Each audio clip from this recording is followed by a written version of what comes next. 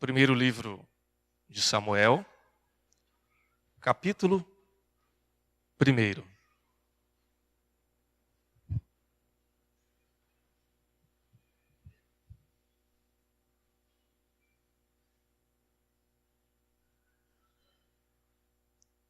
Eu vou ler o texto na Nova Versão Internacional. Você pode acompanhar a leitura, que diz assim: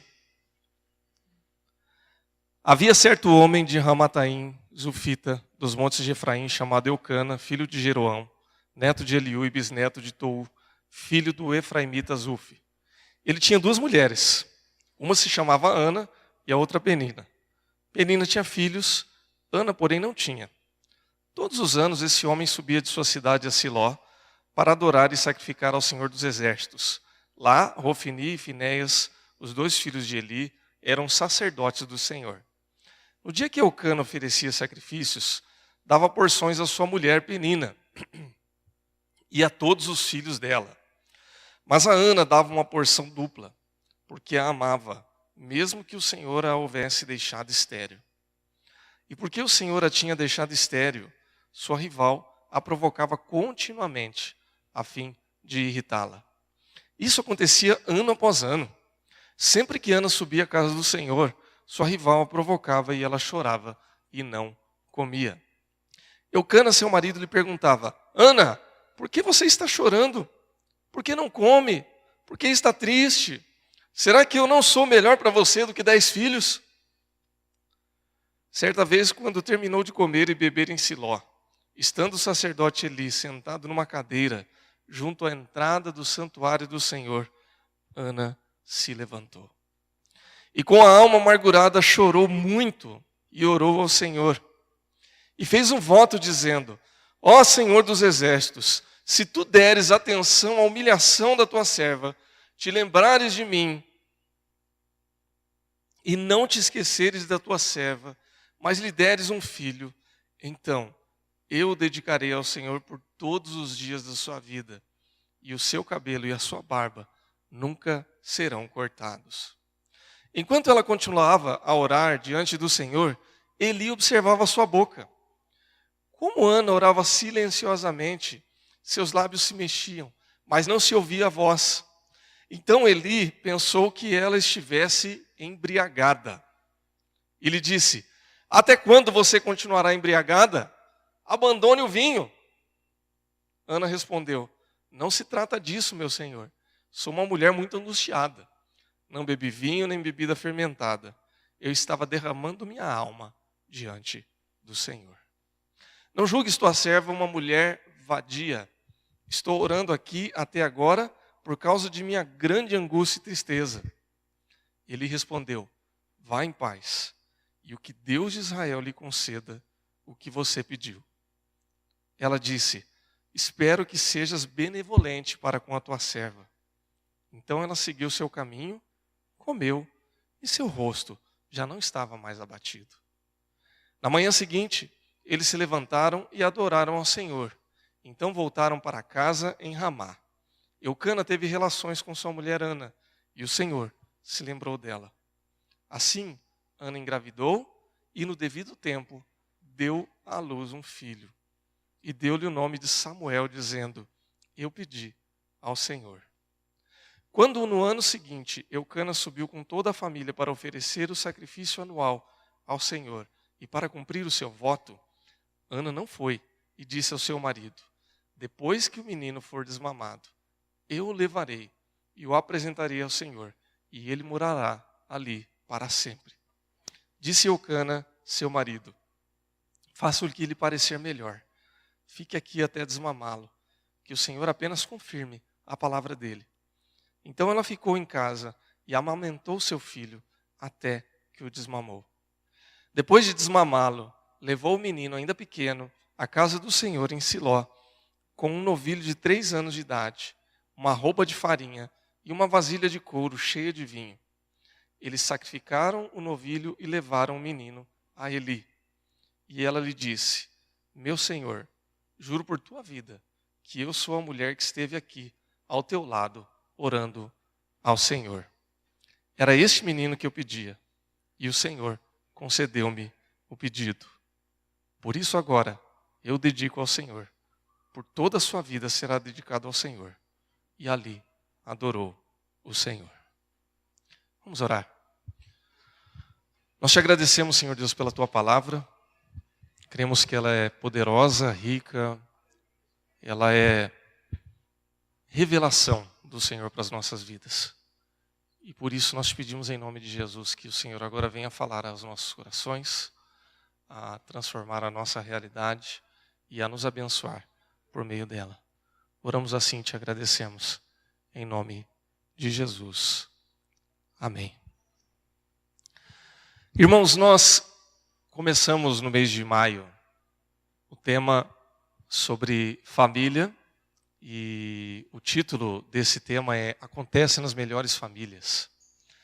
E o objetivo dessa temática, dessa reflexão é que nós reconheçamos que as lutas, que as alegrias, que as tristezas, que os desafios que nós temos como família são, em certa medida, comuns a cada um de nós, a cada um daqueles que compõem uma família. Então, a minha família não é igual à sua, a sua família não é igual à família do seu vizinho, mas, de uma maneira geral, nós temos desafios em comuns.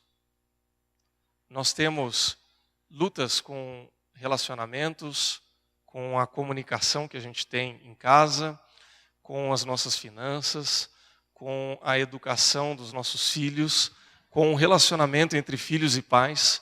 Hoje de manhã na escola dominical a gente falou um pouco a respeito dessas coisas, sobre a educação dos filhos. E algumas coisas que a gente ressaltou têm a ver com isso, né? Que todos nós temos em comum o fato que nós somos filhos. Né? Todos nós. Independente do contexto familiar que você veio, você é filho.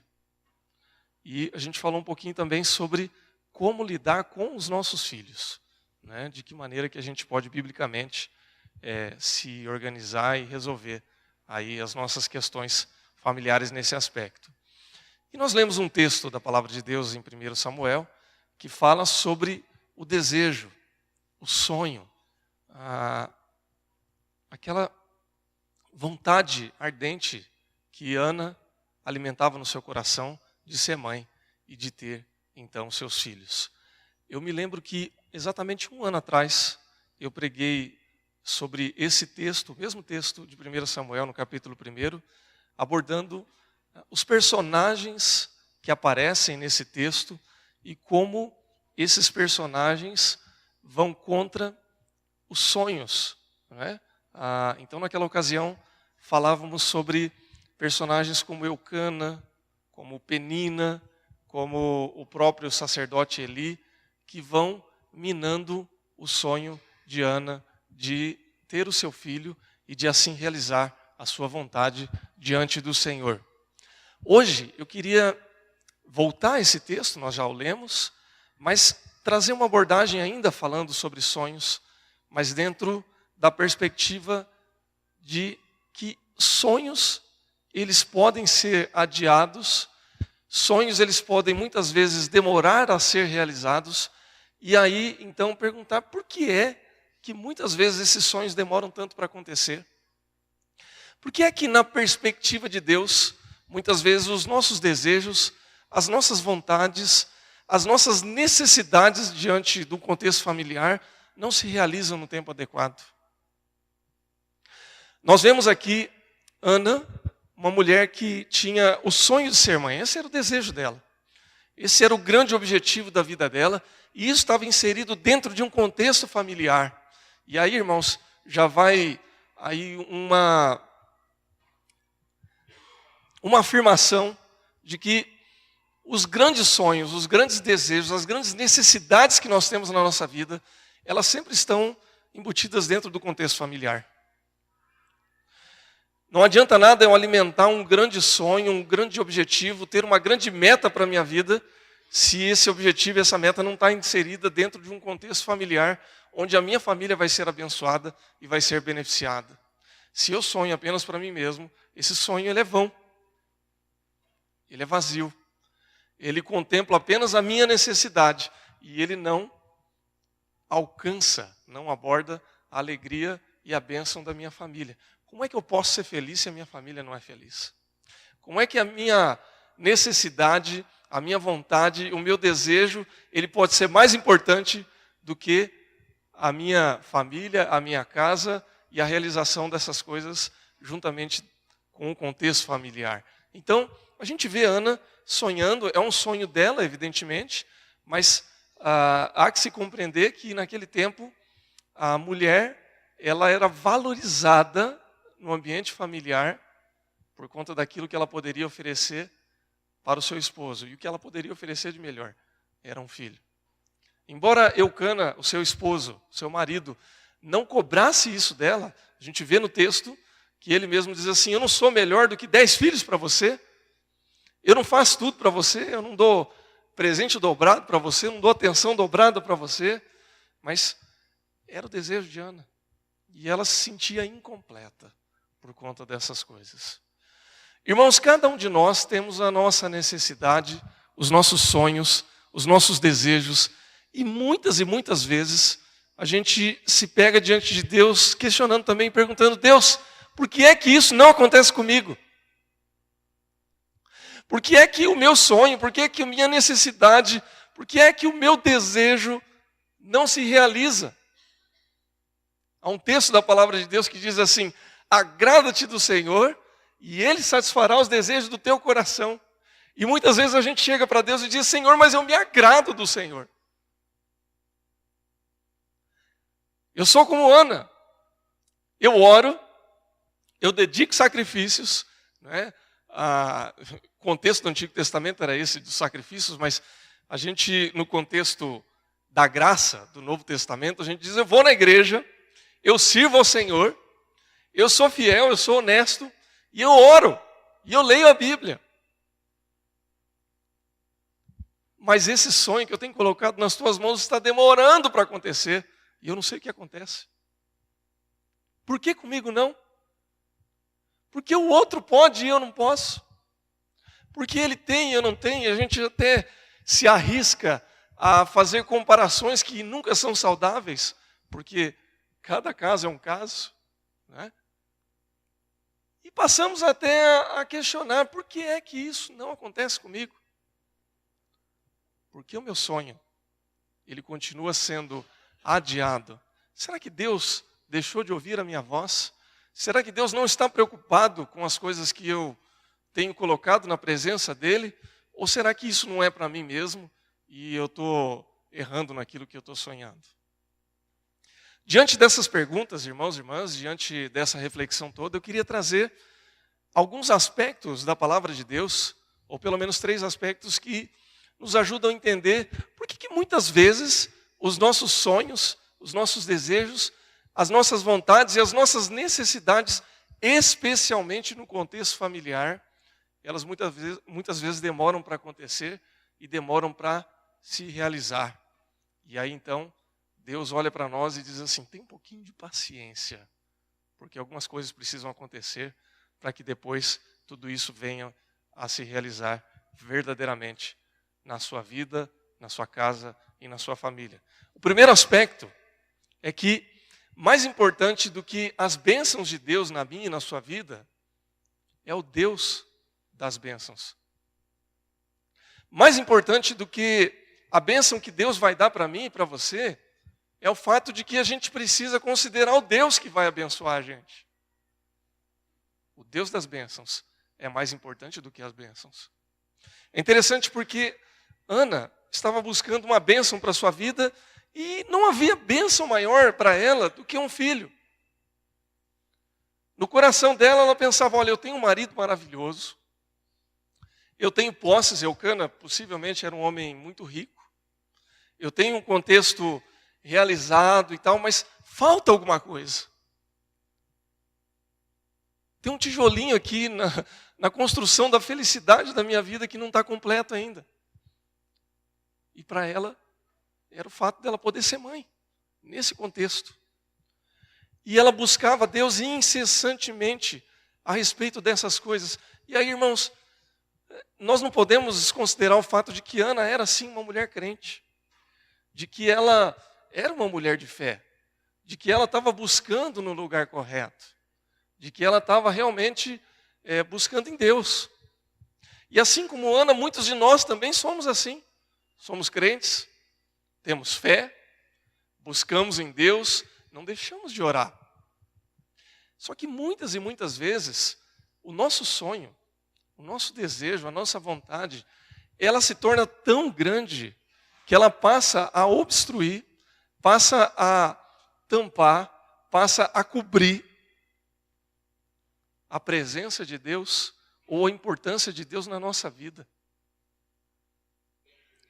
E há uma linha muito tênue, irmãos, que separa as nossas necessidades, os nossos desejos, os nossos sonhos, as nossas vontades, do fato de que Deus é o centro da nossa vida. Nós cantamos isso agora há pouco, né? És o Senhor da minha vida, vivo para te exaltar. Será que essa é uma realidade na minha e na sua vida? É uma coisa que ninguém pode julgar por nós, só Deus é que sabe. Deus sonda e conhece os nossos corações, Salmo 139. Agora, em termos práticos, será que isso é o que ocorre na minha e na sua vida? Sabe por quê, irmãos? Ana estava gerando um problema na sua própria casa, na sua própria família, por conta desse desejo ardente. Ela tinha o direito de sonhar com seu filho, ela tinha o direito de sonhar em ser mãe, só que ela já estava fazendo o seu marido infeliz, por causa desse sonho. Olha para a situação de Eucana. Você talvez possa dizer assim, mas também ele era casado com mais de uma mulher, né? Realmente isso é um problema, viu, irmãos? É complicado. A casa já estava ali numa situação delicada, porque Penina tinha filhos e ela provocava Ana. E Ana olhava para Penina e olhava para Eucana. E Eucana, para agradar Ana, comprava presentes e dava porção dobrada. E ele já não sabia mais o que fazia para agradar aquelas mulheres, né? Fazer o quê, né? Se ele tivesse casado com uma só, era mais fácil, né? Irmãos, esse era um problema do Antigo Testamento, tá? Não é que Deus aprovasse isso, nem que a lei aprovasse. A dureza do coração do homem e o seu pecado é que fez com que houvesse essa flexibilização da lei. Mas já nos tempos de Jesus isso não acontecia mais, né? E não deve acontecer nos dias de hoje ainda. Mas o fato é que eles estavam infelizes. Ana estava infeliz, Penina também era infeliz por causa do contexto, e Eucana, o marido, também era infeliz. E diante de tudo isso, Ana estava ali lutando com Deus, buscando a bênção de Deus, buscando a realização de Deus, e o próprio Deus das bênçãos estava num segundo plano. Ele acabava entrando num segundo plano por causa dessas questões. Se Deus, naquele momento, ocupasse o centro de tudo, então as coisas se rearranjariam de uma outra maneira. Irmãos, muitas vezes a gente alimenta sonhos, alimenta vontades, desejos, e às vezes a gente tem que lidar até com necessidades que, se a gente não cuidar, acabam ocupando um espaço que deveria ser de Deus. Todos nós temos necessidades, temos problemas, e temos todo o direito de apresentá-los a Deus e falar: Deus, me ajuda nisso. Da mesma forma, todos nós temos sonhos, metas, objetivos em todas as áreas, profissionais, familiares, financeiras, etc, etc. Mas se a gente não tomar cuidado, o Deus da bênção, ele fica um pouco mais em segundo plano, e a bênção desse Deus fica em primeiro plano na vida da gente. Há que se ter cuidado. Muitas vezes a gente abandona, e quando eu digo abandono, talvez seja uma palavra muito forte, mas é no sentido de deixar num segundo plano. Não é que não faça parte da vida da gente, mas fica um pouco ali meio de lado. A gente começa a investir mais tempo no nosso sonho. E aí, para eu investir no meu sonho, vale tudo.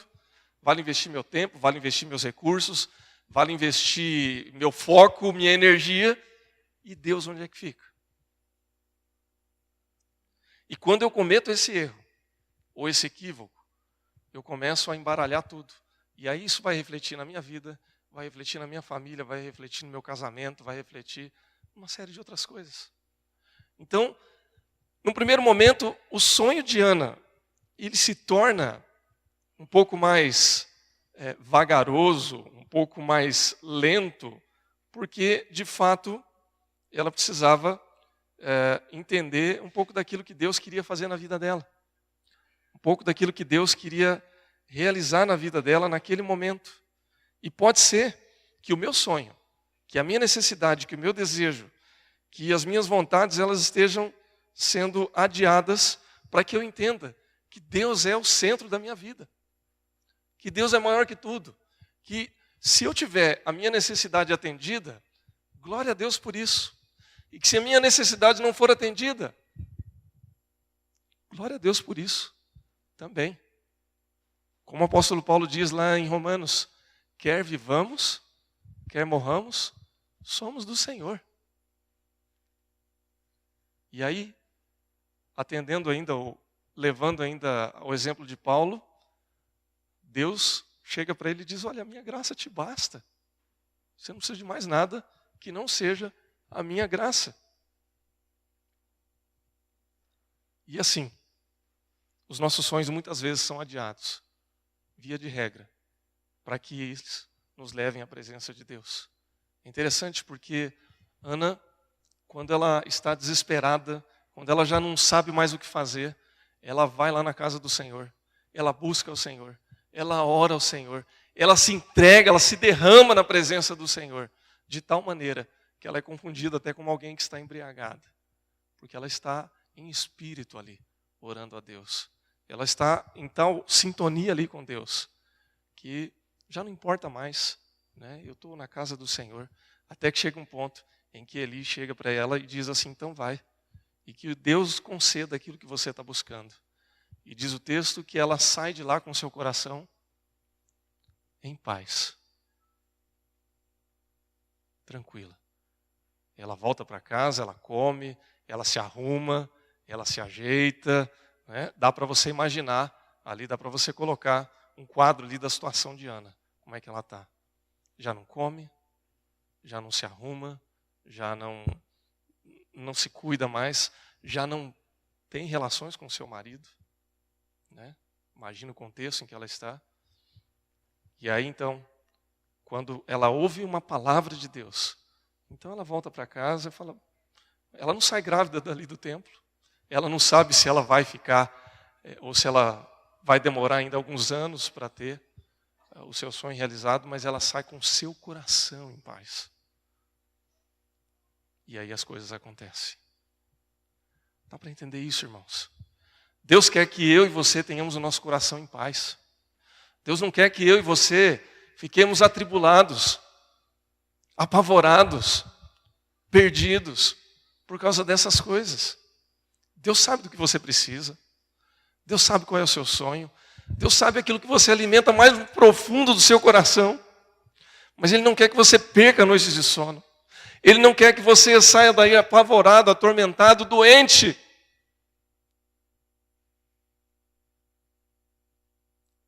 Porque Ele tem o tempo certo para todas as coisas. E talvez essa sua necessidade, esse seu objetivo, esse seu sonho, essa sua vontade, não esteja ainda sendo realizada porque isso talvez seja um caminho para que você se fortaleça mais ainda com Deus, para que eu e você estejamos mais próximos ainda de Deus e possamos entregar verdadeiramente a nossa vida ao Senhor e dizer, olha, Senhor, a minha vontade é essa, e isso eu quero de verdade, e eu vou continuar sonhando, alimentando esse desejo, mas eu estou em paz com o Senhor, e no tempo do Senhor isso vai se realizar, e eu vou descansar no Senhor. Amém, irmãos? Em segundo lugar, a gente aprende, por meio desse exemplo, de que a realização dos nossos sonhos, ela deve ser feita para a glória do Senhor. Que tudo aquilo que Deus vai dar para a gente, todas as necessidades que vão ser supridas, todas as vontades que vão ser realizadas, elas devem ter como objetivo a própria glória de Deus. É interessante porque Ana, quando chega na presença de Deus, quando ela passa por todo esse processo, e depois quando ela finalmente fica grávida, Deus realiza esse sonho, esse objetivo, essa vontade de Ana. Esse filho, ele não se torna um ídolo na vida dela. Poderia ter se tornado. Ela demorou tanto tempo para ser mãe. Essa era uma vontade tão grande. Isso era tão significativo para Ana, que depois que ela teve seu filho, ela poderia ter colocado esse menino num altar. Poderia ter colocado ele como o objeto de luxo da sua casa, da sua família, do seu lar. Ela poderia ter falado, não, esse aqui é o filho da minha vaidade. Esse aqui é o grande prêmio que eu recebi de Deus na minha vida. E poderia ter trazido ele para perto. Nós falamos hoje na escola dominical um pouco sobre superproteção, né? Como às vezes é perigoso a gente querer cercar e superproteger os nossos filhos. E às vezes a gente faz isso por amor, né? Porque a gente não quer que os nossos filhos sofram.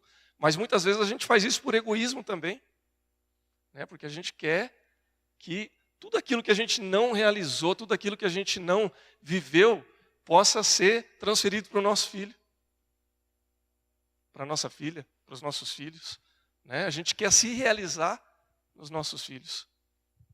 E Ana poderia ter feito isso e poderia ter colocado Samuel como um ídolo na sua vida, mas ela não fez isso. Após tanto tempo, ela entendeu que aquele filho, aquela bênção que Deus tinha dado para ela, era para que o nome do próprio Senhor fosse glorificado. E aí, irmãos, a gente precisa entender que tudo que a gente tem, tudo que a gente realiza, tudo aquilo que a gente é, procede do Senhor. Você só é o que você é em todas as suas bênçãos e virtudes porque Deus te ama. E porque Deus realizou isso na sua vida. Você não é o profissional A ou o fulano B ou a pessoa C porque você é extremamente competente, porque você merece tudo isso. Isso faz parte do bojo.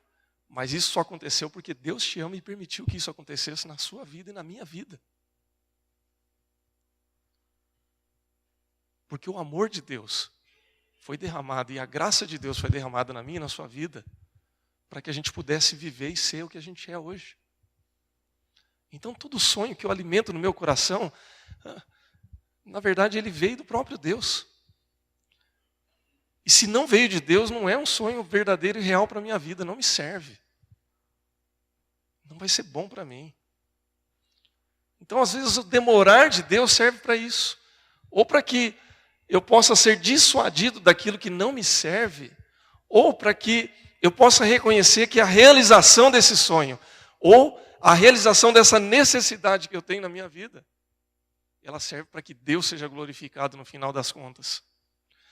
Quando Ana tem o seu filho, e aí Eucana sobe para dedicar ofertas ao Senhor naquele ano, ela diz assim, olha, eu vou ficar mais um pouco, eu vou desmamar o meu filho, eu vou dar os primeiros passos com ele, porque depois eu quero levar ele para apresentar no templo e dizer assim, olha, no tempo devido, esse menino vai ser dedicado ao Senhor porque ele é do Senhor.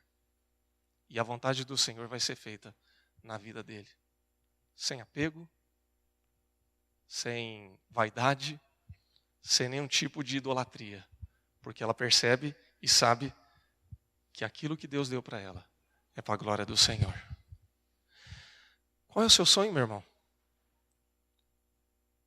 Qual é a sua necessidade? Qual é a alegria que você quer realizar na sua vida? Ou qual é o grande problema, a grande tribulação que você tem experimentado hoje?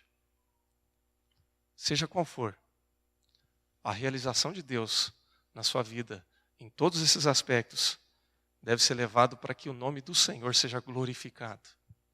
E talvez a demora que eu e você estejamos experimentando seja justamente para isso, para que o nome de Deus seja glorificado. Talvez o sonho que eu esteja alimentando, ele ainda demore mais um pouco para que quando aconteça seja tão bom, tão grande, tão maravilhoso, que Deus vai ser glorificado nisso. Talvez a necessidade que eu tenha, a tribulação que eu esteja passando hoje, seja tão complicada, tão delicada, mas que no dia em que eu conseguir vencer essa tribulação, no dia em que você conseguir superar tudo isso, vai ser tão maravilhoso, que você não vai deixar de glorificar a Deus de maneira alguma, e o nome do Senhor vai ser proclamado por meio da sua vida, por meio da minha vida, porque Ele vai realizar o querer dEle na minha e na sua vida, em nome de Jesus. Você crê nisso, meu irmão? Louvado seja Deus. Em último lugar, irmãos, a gente aprende com esse texto que, às vezes, essas coisas demoram a acontecer porque os sonhos de Deus são maiores do que os nossos. Veja que o sonho de Ana era simplesmente ter um filho. Um sonho legítimo e não, muito menos um sonho pequeno, né? Nós lemos hoje de manhã ainda que os filhos são herança do Senhor. Que sonho mais maravilhoso do que esse? É bênção de Deus. Como muitos outros sonhos são bênção de Deus. Formar uma família, ter a dignidade do trabalho onde você pode ganhar o seu sustento, experimentar coisas boas com amigos e até mesmo prazeres pequenos, né? Assim, talvez não tão significativos, são importantes para a gente, né? Uma boa refeição, uma boa noite de sono, uma tarde agradável com amigos. Tudo isso é bom. Como uma viagem é muito boa, como você poder trocar de carro ou comprar um carro pela primeira vez é muito bom. Como você poder comprar uma roupa bacana e se sentir bem é muito legal. Há tantas coisas boas que Deus nos dá. Você se apaixonar pela primeira vez, você casar, você ser correspondido nas suas vontades ou nas suas expectativas. Irmãos, há muita coisa boa que Deus dá para a gente.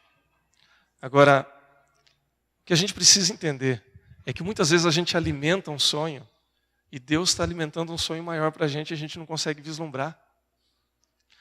Ana chega para Deus e diz para mim: Deus, me dá um filho. Deus, me dá alguém que eu possa chamar de meu filho. E essa era a vontade dela para ele. Ou melhor, a vontade de Ana para si própria, que ela pudesse ter um filho. E aí Deus dá para ela um filho, mas ele diz assim: eu estou te dando um filho, mas você nem sabe o que eu vou fazer com esse filho. E aí quando ela começa a entender, ela diz: bom, então eu vou dedicar ao Senhor. E ele vai viver na casa do Senhor todos os dias. Isso de fato acontece quando Samuel chega numa certa idade, ele vai viver ali no templo, onde ele vai aprender sobre todos os aspectos da lei com Eli. E ele vai se tornar então sacerdote e depois chamado por Deus vai ser profeta também. Só que o que Deus preparou para Samuel era muito maior ainda. Porque no Antigo Testamento você não vai encontrar nenhum sacerdote maior e nenhum profeta maior do que Samuel.